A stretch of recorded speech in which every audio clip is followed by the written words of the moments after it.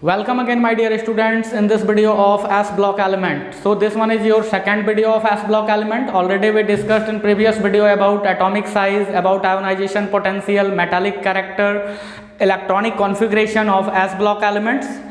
सो आपने अगर मेरा पिछला वीडियो नहीं देखा हुआ है तो मैं लिंक डिस्क्रिप्शन में मैंने दे रखा है, आप जा करके पहले फर्स्ट वीडियो एस ब्लॉक का देखेंगे। और ये हम लोगों का सेकंड वीडियो है एस ब्लॉक एलिमेंट्स का। तो एस ब्लॉक में मैं यहाँ पर अभी जो इस वीडियो में मैं डिस्कस करने वाला हूँ तो वो बेसिकली मैं ग्रुप 1 के एलिमेंट्स के साथ मैं यहाँ पर डिस्कशन लेकर के अपना आया हूँ। और ग्रुप 1 जिसको कि आप अल्कली मेटल्स भी आप बोलते हो, these are lithium, sodium, potassium, rubidium, caesium and also francium. So all of these are group 1 element, these are also called alkali metals. सो आप अगर अल्कली मेटल्स में आप आएंगे तो नॉर्मल हम लोगों ने इलेक्ट्रॉनिक कॉन्फ़िगरेशन स्टडी किया था कि इन सारे ही एलिमेंट्स जितने भी ग्रुप 1 के एलिमेंट्स होते हैं जो पर्टिकुलरली इस ग्रुप से जो बिलोंग्स करते हैं, इनका कॉन्फ़िगरेशन NS1 कॉन्फ़िगरेशन होता है। इट मीन्स कि their outer orbit consist only one electron. So all these elements belonging to group 1 loses their one electron and converted into M plus ion. So M is like here, M is for lithium, sodium, potassium, rubidium, cesium, anyone. So that one loses their one electron and converted into M plus ion. So oxidation state of all elements belongs to group 1 is +1 because all these elements just loses their one electron by little supply of energy, that is ionization enthalpy. So ionization enthalpy basically decreases in group from top to bottom. So metallic character increases. सो आप अगर जैसे जैसे ऊपर से नीचे आते हैं आप, तो यहाँ पे क्या होता है कि साइज हमारे एटम का बड़ा होता चला जाता है। तो जैसे जैसे साइज बड़ा होता है तो उनका आयोनाइजेशन पोटेंशियल का वैल्यू कम होता है, यानी अब लेस अमाउंट ऑफ एनर्जी से आप उस इलेक्ट्रॉन को इजेक्ट कर सकते हो। तो वैसे केस में मेटालिक टेंडेंसीज बढ़ती चली जाती हैं। So metallic tendency increases in group from top to bottom, in particularly s block elements and in particular group 1 which are known as alkali metal. So we can say that here caesium is more metallic than rubidium, rubidium is more metallic than potassium and so on. So ऐसे इनका यहाँ पे ये trend आपका चलता है metallic tendency का। ये सारे ही एलिमेंट आपको +1 ऑक्सीडेशन स्टेट को फॉलो करते हैं, सारे एलिमेंट्स यहाँ के। साथ ही साथ जब आप इनके साइज की बात करते हैं तो जैसे जैसे आप ऊपर से नीचे आते हैं तो साइज जो होता है ये बेसिकली इनका बड़ा होता चला जाता है, क्योंकि नंबर ऑफ ऑर्बिट्स बढ़ते हैं, यानी n का वैल्यू बढ़ता है। यहाँ पे लिथियम के केस में n का वैल्यू 2 आता है, मतलब ये सेकेंड पीरियड का एलिमेंट है and it consist 2 orbit. In case of sodium, the value of n becomes 3. It means it is third period element and also it consists 3 orbits. So इनका size बड़ा होगा sodium का lithium के comparison में। वैसे ही आप जैसे जैसे नीचे आते हैं साइज ऑफ एटम यहाँ पे बड़ा होता चला जाता है। साइज ऑफ एटम बड़ा होगा, मेटालिक कैरेक्टर ज़्यादा होगा, आयोनाइजेशन पोटेंशियल डिक्रीज करेगा पर्टिकुलर इस ग्रुप में। कि अगर हम बात करें अल्कली मेटल का, ionisation enthalpy of alkali metal are lower than that of other elements present in groups. तो other groups, तो जो भी अदर ग्रुप्स में कहीं पर भी अगर एलिमेंट हो, वो ग्रुप 2 में हो, ग्रुप 3 में, ग्रुप 15, 18 कहीं पर भी हो, यानी पूरे पीरियोडिक टेबल में जितने भी एलिमेंट्स होते हैं उन सभी में सबसे लो आयोनाइजेशन पोटेंशियल ग्रुप 1 के एलिमेंट्स शो करते हैं। दीज आर, इट मीन्स कि these are more metallic comparison to other groups present in periodic table. तो जितने भी एलिमेंट्स पीरियोडिक टेबल में हैं उनसे ज़्यादा मेटालिक कैरेक्टर आपका एस ब्लॉक का एलिमेंट शो करेगा, क्योंकि ये लो आयोनाइजेशन पोटेंशियल को शो करते हैं। We are talking about the second ionisation potential. So at first ionisation potential like any metal just accept some energy and converted into M plus ion by losing one electron. So this one is first ionization potential. आप यहाँ पर अगर group 1 के elements की अगर हम बात करते हैं तो इनके आउटर ऑर्बिट में सिर्फ एक इलेक्ट्रॉन होता है, जिसके कारण आप अगर इसके दूसरे इलेक्ट्रॉन को अगर आप निकालना चाहते हो, जिसको कि आप सेकंड आयोनाइजेशन पोटेंशियल बोलते हैं, तो ये बहुत ज़्यादा होगा। यानी अब आप अगर M प्लस से, पर्टिकुलर अगर मैं ग्रुप 1 की बात करूँ तो M प्लस से अगर आप E2 एनर्जी दे के अगर आप सोच रहे हो कि आप M प्लस प्लस का फॉर्मेशन करोगे बाय लूजिंग वन इलेक्ट्रॉन, तो एक्चुअली इट्स नॉट हैपन। तो सबसे पहले तो ये होगा ही नहीं। दूसरी बात, अगर होगा भी तो आपको इस दौरान इतना ज़्यादा अमाउंट ऑफ एनर्जी यहाँ पे अप्लाई करना होगा कि ये E2 का वैल्यू पॉसिबल नहीं होगा कि आप एक नॉर्मल एटॉमिक सिस्टम में E2 प्रोवाइड करके आप उसके सेकेंड इलेक्ट्रॉन को इजेक्ट करें, क्योंकि इसके आउटर ऑर्बिट में सिर्फ एक ही इलेक्ट्रॉन होता है, वो आप उनके कॉन्फ़िगरेशन से हमको पता चल जाता है कि बाकी जो भी इलेक्ट्रॉन्स होंगे वो इनर ऑर्बिट में होते हैं और उनके ऊपर इफेक्टिव न्यूक्लियर चार्जेस के वैल्यूज बहुत ज़्यादा होते हैं। सो एक मोर अट्रैक्शन काम करेगा उन इलेक्ट्रॉन्स के ऊपर। So in case of alkali metal group, second ionization enthalpy is not possible, actually it is very high, so इतना ज़्यादा होगा कि उतना possibilities नहीं होगा कि आप एनर्जी प्रोवाइड करा सकें। Hydration enthalpy of all these group elements which belongs to alkali metal is basically high. यहाँ पर अगर हम हाइड्रेशन एंथैल्पी की अगर हम बात करें तो अल्कली मेटल्स का डिक्रीजेज डाउन द ग्रुप होता है। Hydration enthalpy why decreases down the group? So already we discussed here कि size of atoms जो भी हैं वो डाउन द ग्रुप में बढ़ते चले जा रहे हैं।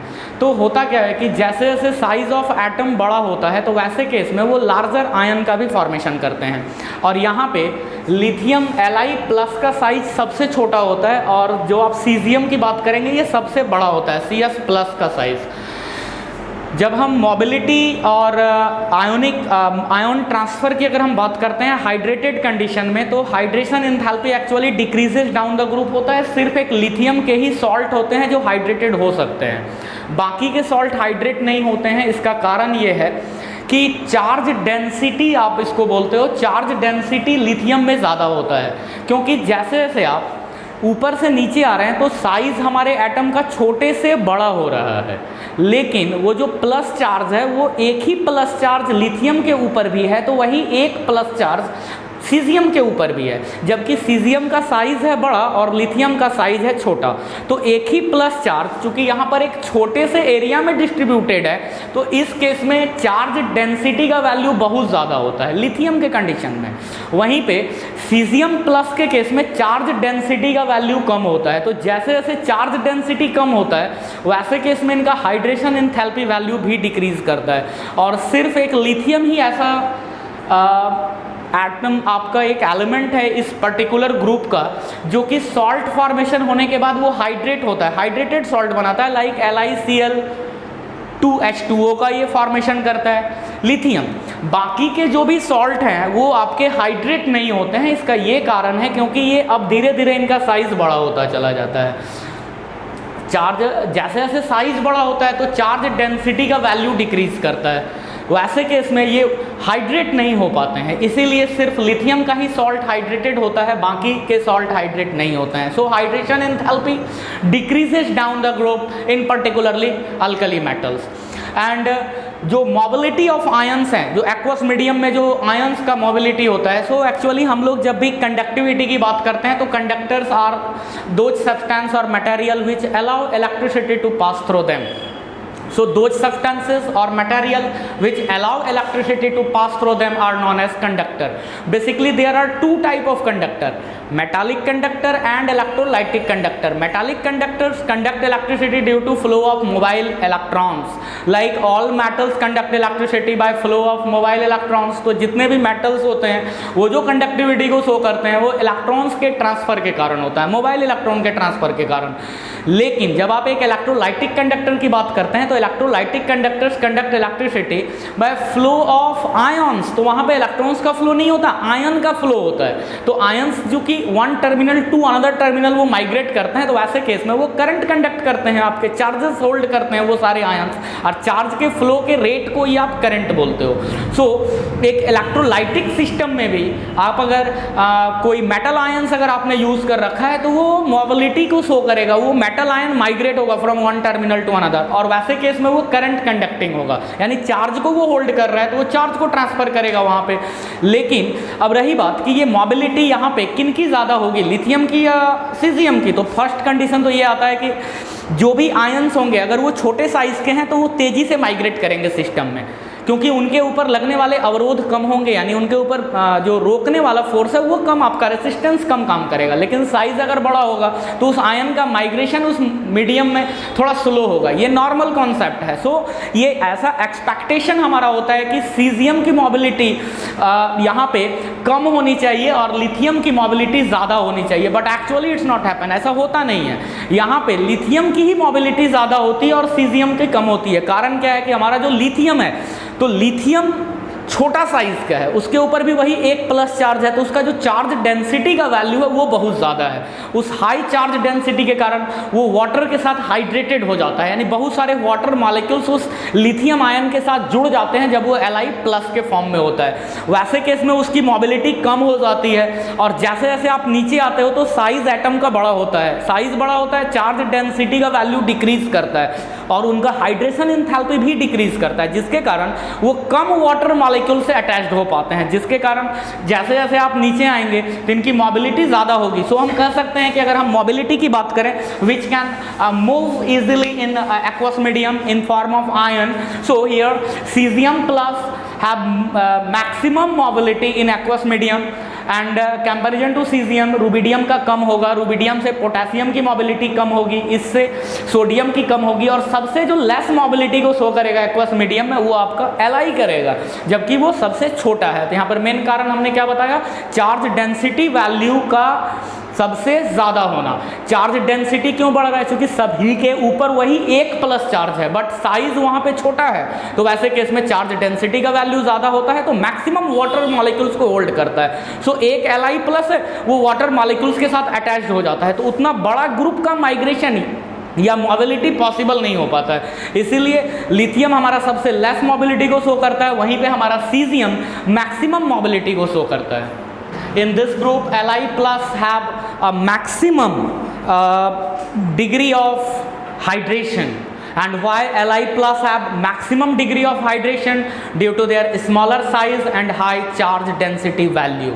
Melting and boiling point of this group is just decreases down the group. आप अगर इस पर्टिकुलर ग्रुप की अगर MP and BP की अगर हम बात करें तो जैसे जैसे हम नीचे की ओर आते हैं तो वैसे केस में साइज ऑफ एटम बड़ा होता चला जाता है। साइज ऑफ एटम बड़ा होने से क्या होता है कि जो मेटालिक बॉन्डिंग है, जो दो एटम्स को होल्ड कर रही हैं, वो बॉन्डिंग्स वीक होती हैं। वैसे केस में जैसे जैसे आप डाउन द ग्रुप आओगे MP एंड BPs डिक्रीज होंगी। MP means melting point and boiling point, because melting point and boiling point ये दो एटम्स के बीच के अट्रैक्शन को वो तोड़ता है, तोड़ करके अगर एक दूसरे से फ्री हो जाएंगे तो वो फिर वेपर फॉर्म में चला जाएगा। तो जब भी हम MP एंड BPs की हम बात करते हैं, melting point and boiling point की, तो वो एक्चुअली डिपेंड करता है उस मेटल के मेटालिक बॉन्ड के ऊपर। अगर मेटालिक बॉन्ड अगर बहुत ज़्यादा स्ट्रांग है तो वैसे केस में MP BP ज़्यादा होंगी, और अगर मेटालिक बॉन्डिंग जो कि उन दोनों एटम्स को होल्ड कर रहा है वो अगर बॉन्डिंग अगर वीक होगा तो वैसे केस में उनके MP एंड BPs भी लो होंगी। सो MP and BP decreasing down the group. Even हमारा सीजियम वो इतना लो मेल्टिंग पॉइंट का होता है कि होता तो सॉलिड स्टेट में है नो डाउट, बट जैसे ही आप उसको हाथ में लोगे वो मेल्ट होना शुरू हो जाता है। सीजियम एक्चुअली एक क्लोज कंटेनर के अंदर हम लोगों को मिलता है, ग्लास क्लोज कंटेनर के अंदर, और जैसे ही आप उसको हाथ में उस ग्लास के ट्यूब को आप लोगे आप देखोगे कि सीजियम जो है वो मेल्ट होना शुरू हो जाता है। तो यहाँ पर सीजियम के मेल्ट होने का जो मेन कारण है वो ये है कि सीजियम के एटम्स के बीच लगने वाले जो मेटालिक बॉन्डिंग्स हैं, तो वो मेटालिक बॉन्डिंग्स चूंकि वीक हैं जिसके कारण इनका MP BP आपका लो हो जाता है। मैं बात कर रहा हूँ नेक्स्ट एक इफेक्ट की जिसको हम बोलते हैं photo electric effect. This one is one important topic of class 11। So photo electric effect. So photo electric effect it means what कि जो भी रिएक्टिव मेटल्स होते हैं उनके सरफेस के ऊपर आप अगर लाइट को अगर आप डालते हो, पर्टिकुलर लाइट को, तो वैसे केस में I am talking about your visible light, because कि लाइट का तो फिर बात करें तो कई फॉर्म आ जाएगा, बट यहाँ पर हम लोग सिर्फ विजिबल लाइट की हम बात करेंगे। 4000 एंगस्ट्रॉम टू 7500 एंगस्ट्रॉम तक का, मतलब एक विजिबल रेंज जिसको आप बोलते हो, तो उस विजिबल रेंज के लाइट को अगर आप एक मेटल के सरफेस पे डालते हो तो वहाँ से वो इलेक्ट्रॉन को इजेक्ट करता है। ध्यान रहे इलेक्ट्रॉन तभी इजेक्ट होते हैं जब कुछ सफिशिएंट सप्लाई ऑफ एनर्जी आप देते हो, जिसको कि हम लोग बोलते हैं आयोनाइजेशन पोटेंशियल। हम लोगों ने ये भी कहा कि जो भी अल्कली मेटल्स के ग्रुप के एलिमेंट्स होते हैं इनका आयोनाइजेशन पोटेंशियल बाकी सारे एलिमेंट से कम होता है, मतलब ये कि ये सबसे कम एनर्जी से ही अपने इलेक्ट्रॉन को इजेक्ट कर सकते हैं। इवन इतने कम एनर्जी से कि आप नॉर्मल अगर लाइट में भी अगर इन मेटल्स को आप एक्सपोज कर दो तो वैसे केस में ये इलेक्ट्रॉन को रिलीज करना शुरू कर देते हैं। So when one metal exposed in visible light and if it just loses there electron, तो इस इफेक्ट को आप यहाँ पे फोटो इलेक्ट्रिक इफेक्ट आप बोलते हो। कि वो आप जब मेटल के सीट में आप क्या करते हो कि लाइट की बम्बार्डिंग होती है, लाइट के बम्बार्डिंग से वो मेटल का जो एटम है वो एनर्जी गेन करता है और अपने इलेक्ट्रॉन को रिलीज कर देता है। लेकिन सारे मेटल ऐसा नहीं कर सकते हैं जिनका IP सबसे कम होगा।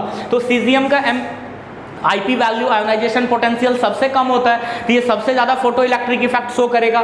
रुबिडियम भी आपका फोटो इलेक्ट्रिक इफेक्ट शो करता है, पोटेशियम भी आपका फोटो इलेक्ट्रिक इफेक्ट शो करता है। बट सोडियम एंड लिथियम ये दोनों के फोटो इलेक्ट्रिक इफेक्ट सोडियम के तो बहुत कम होते हैं, इवन लिथियम का भी बहुत कम होगा। कारण क्या है कि इनका साइज फिर छोटा हो जाता है और IP वैल्यूज थोड़े बढ़ जाते हैं, तो उतना एनर्जी फिर आप विजिबल लाइट से हमको नहीं मिलता है। फिर आप अगर UV यूज कर लोगे तो वैसे केस में वो इलेक्ट्रॉन को इजेक्ट करेंगे। But photo electric effect is basically तभी आप बोलते हो जब विजिबल लाइट आप मेटल के ऊपर डालते हो और वो इलेक्ट्रॉन को इजेक्ट करता है, तो इस इफेक्ट को हम लोग बोलते हैं फोटो इलेक्ट्रिक इफेक्ट। तो यहाँ पर जो फोटो इलेक्ट्रिक इफेक्ट आपका शो करेगा वो करेगा पोटेशियम, रुबिडियम एंड सीजियम, क्योंकि इन तीनों ही एलिमेंट्स, तीनों ही मेटल्स के IP वैल्यूज इतने कम होते हैं कि ये नॉर्मल लाइट रेज में अपने इलेक्ट्रॉन्स को इजेक्ट कर सकते हैं बीम के फॉर्म में। तो जैसे ही उस मेटल सरफेस के ऊपर लाइट का बम्बार्डिंग होता है, ये इलेक्ट्रॉन को इजेक्ट करना शुरू कर देते हैं, और इस इफेक्ट को हम लोग बोलते हैं फोटो इलेक्ट्रिक इफेक्ट। और यहाँ पर शो करने वाले हैं potassium, rubidium and caesium. Chemical reactivity of this group increases down the group. So chemical reactivity of these group elements actually increases down the group, क्योंकि जैसे जैसे आप नीचे आते हो साइज बड़ा होगा, आयोनाइजेशन पोटेंशियल घटेगा और वैसे केस में उनकी रिएक्टिविटी ज़्यादा हो जाएगी, क्योंकि वो बहुत ही लेस अमाउंट के एनर्जी के सप्लाई से वो अपने इलेक्ट्रॉन को इजेक्ट कर रहे हैं। जैसे कि मैं अगर एग्जांपल के रूप में आपको बताऊं कि सोडियम का रिएक्शन जो वाटर के साथ होता है वो नॉर्मल एक रिएक्शन होता है, वहीं पे पोटेशियम ज़्यादा विग्रस रिएक्शन करता है। लेकिन जैसे ही आप सीजियम की बात करते हो, ये एक वायोलेंट रिएक्शन होता है। आप अगर सीजियम को वाटर में डालो तो वैसे केस में ये एक एक्सप्लोजन की तरह होगा। कारण क्या है कि यहाँ पर साइज इतना बड़ा है कि रिएक्टिविटी बहुत ज़्यादा हो गई है। So reactivity of these metals increases down the group here. Now reducing agent nature, so a substance or a material or a compound is termed as one reducing agent if it can loses electron। तो आप अगर कोई भी material जो कि electron को loose कर सकता है तो वो एक रिड्यूसिंग एजेंट होता है। और यहाँ पर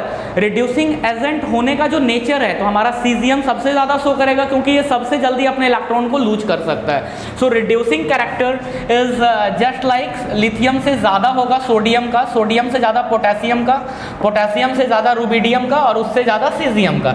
यहाँ पर कारण फिर वही है कि reducing agent is a substance और material which can lose electron easily.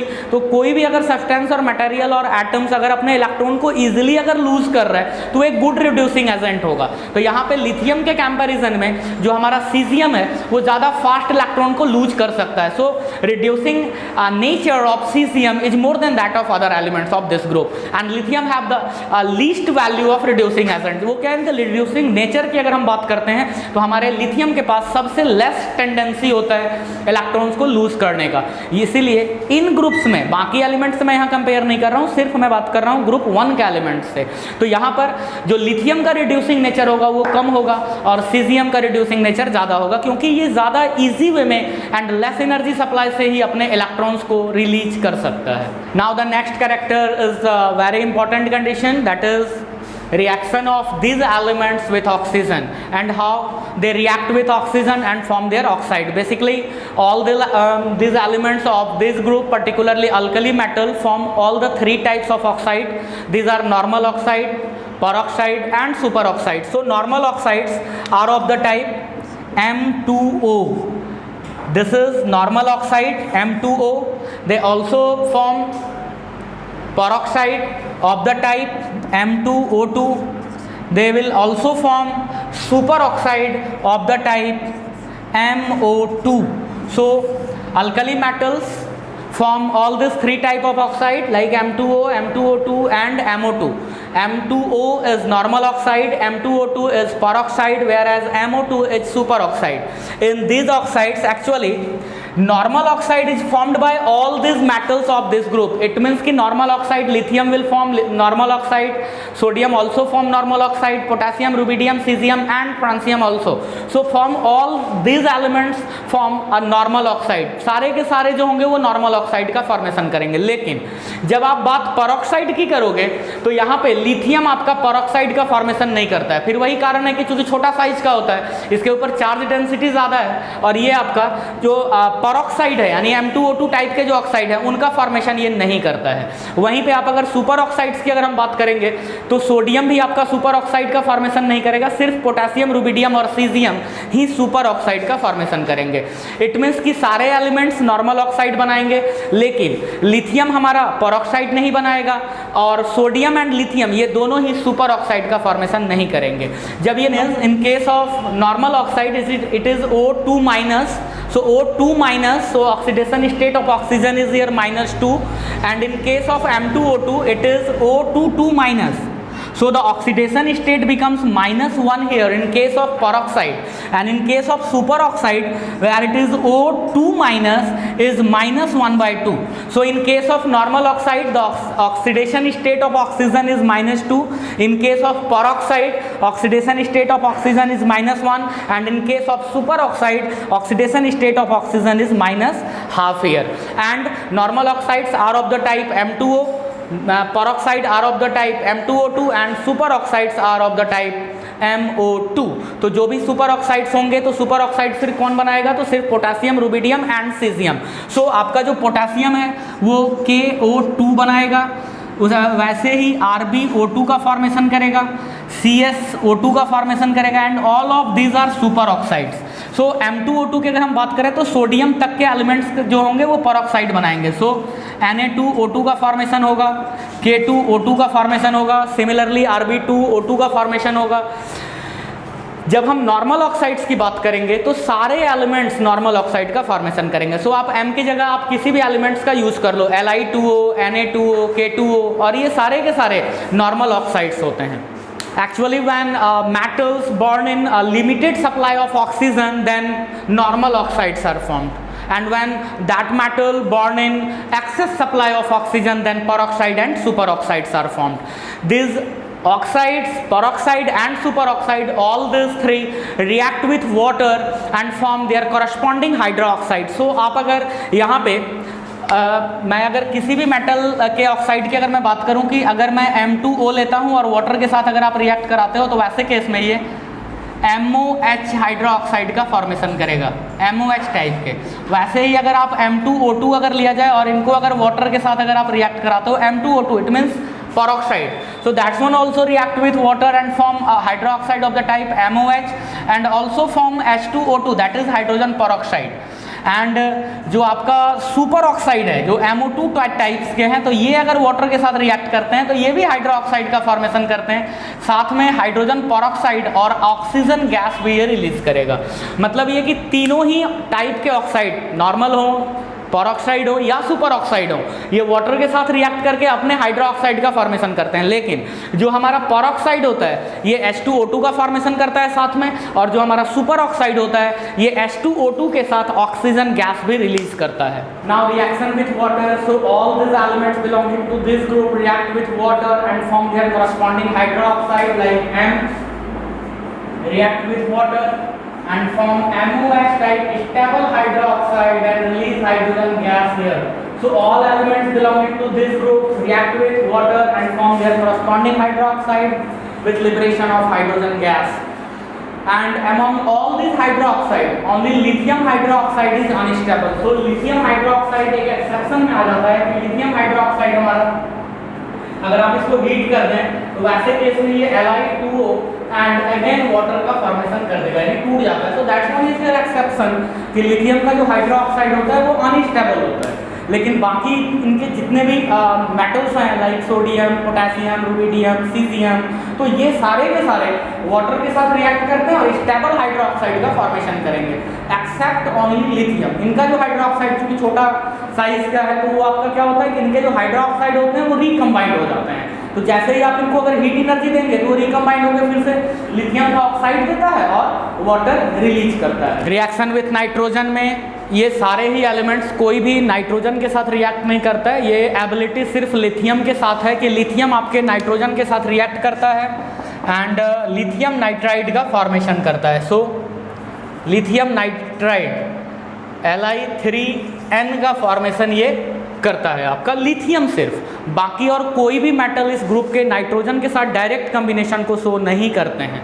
वैसे ही आप अगर हैलाइड फॉर्मेशन की अगर हम बात करें तो एक चीज़ और, जो लिथियम नाइट्राइड होता है ये भी बहुत ज़्यादा स्टेबल कॉम्प्लेक्स नहीं होता है। इसको भी अगर आप थोड़ा सा अगर हीट करना शुरू कर दो तो ये फिर से लिथियम अलग हो जाएगा और नाइट्रोजन अलग हो जाता है, मतलब ये डिकम्पोज कर जाता है। पहले तो ये फॉर्मेशन होता है लिथियम नाइट्राइड का, सिर्फ एक लिथियम कर सकता है, वो भी अनस्टेबल है। आप अगर इसको थोड़ा सा हीट करेंगे तो ये आपका डिकम्पोज हो जाएगा। वैसे ही इन ग्रुप के सारे एलिमेंट्स जो हैं ये हाइलोजेंस के साथ रिएक्ट करके मेटालिक हैलाइड का फॉर्मेशन करते हैं, और ये मेटालिक हैलाइड्स जो भी बनाएंगे तो ये एक्स के साथ सारे के सारे मेटल बनाते हैं, और सारे एक्स वैल्यूज़ के साथ बनाते हैं। एक्स वैल्यूज़ मतलब मैं यहाँ पे बात फ्लोरीन, क्लोरीन, ब्रोमीन, आयोडीन की कर रहा हूँ, मतलब हैलोजेंस की। तो एक स्पेसिफिक अगर हाइलोजन हो और मेटल ट्रेंड अगर मेरा बदल रहा हो तो वैसे केस में जैसे जैसे आप नीचे जाएंगे कोवेलेंट कैरेक्टर आपका बढ़ता चला जाएगा। जैसे आपने अगर एक मेटल को फिक्स कर दिया, और चलिए हमारे लिए सोडियम ही एक मेटल है यहाँ पे, तो अगर मैं NaF की बात करूँ, NaCl की भी बात करूँ, NaBr की बात करूँ और NaI की अगर मैं बात करूँ तो यहाँ पे आयोनिक टेंडेंसी NaF का ज़्यादा होगा, कोवेलेंट टेंडेंसी बढ़ते चली जाएगी। So covalent nature of the metallic halides increases down the group for one specific metal. आप अगर एक स्पेसिफिक मेटल ले रहे हो, मेटल को आप चेंज नहीं कर रहे हो, लेकिन वो है वो अल्कली मेटल ग्रुप का कोई भी हो सकता है, वो लिथियम हो, सोडियम हो, पोटेशियम हो, रुबिडियम, कोई भी हो, लेकिन अगर हैलोजन फ्रिक्वेंटली अगर आप चेंज कर रहे हो तो ये ऑर्डर कुछ इस तरह का फॉलो होगा। इसका भी कारण है, जो हमारा फ्लोरीन होता है वो हाई इलेक्ट्रोपॉजिटिव, तो one high electropositive, one high electronegative, fluorine high electronegative and sodium is highly electropositive, so one ionic bond यहाँ पे बनेगा। लेकिन जैसे जैसे आप आगे बढ़ रहे हो तो क्लोरीन की इलेक्ट्रोनेगेटिविटी कम हो जाती है, वैसे ही Br की इलेक्ट्रोनेगेटिविटी और कम हो जाती है, तो वैसे केस में कोवेलेंट नेचर ज्यादा होता है। So ionic tendency decreases here and covalent tendency increases जब भी आप मेटालिक हैलाइड का फॉर्मेशन करते हैं। अब अगर वैसे केस में अगर हमने कहा कि ये हमारा मोर आयोनिक है और ये इधर कोवेलेंट नेचर अगर जा रहा है, तो वैसे केस में जो मेल्टिंग पॉइंट होगा, तो चूंकि आयोनिक बॉन्ड इलेक्ट्रोस्टैटिक बॉन्ड होता है और वो सबसे स्ट्रॉन्गेस्ट माना जाता है, तो इसके केस में हमारा जो मेल्टिंग पॉइंट होगा वो ज़्यादा होगा। आप आगे बढ़ते जाएंगे मेल्टिंग पॉइंट कम होगा, मतलब ये कि NaF का मेल्टिंग पॉइंट ज़्यादा होगा NaCl से, NaCl का मेल्टिंग पॉइंट NaBr से ज़्यादा होगा, और NaBr का जो मेल्टिंग पॉइंट होगा वो NaI से ज़्यादा होगा। सो मेल्टिंग पॉइंट जब भी होता है तो क्या ना कि ये कोई भी आयोनिक कंपाउंड का मेल्टिंग पॉइंट ज़्यादा होता है और कोवेलेंट कंपाउंड का कम होता है। इसका कारण भी है कि जो आयोनिक कॉम्प्लेक्सेस होते हैं उनके बीच strong electrostatic force of attraction होता है। So large amount of energy is needed to break this bond. So जो भी आयोनिक कंपाउंड्स होंगे जिनका आयोनिक ट्रेंड ज़्यादा होगा उनकी मेल्टिंग एंड बॉइलिंग पॉइंट ज़्यादा होंगे, और जिनमें कोवेलेंट नेचर ज़्यादा होगा उनका मेल्टिंग एंड बॉइलिंग पॉइंट कम होगा। साथ ही साथ ये जितने भी मेटल्स हैं जिनको कि मैं M मेटल यहाँ बोल रहा हूँ, और साथ ही ये सारे के सारे हैं, ये क्या, ये अमोनिया के साथ जब आप डिजोल्व करते हो तो ये ब्लू कलर को शो करते हैं लोअर कंसंट्रेशन पे। इसका कारण है कि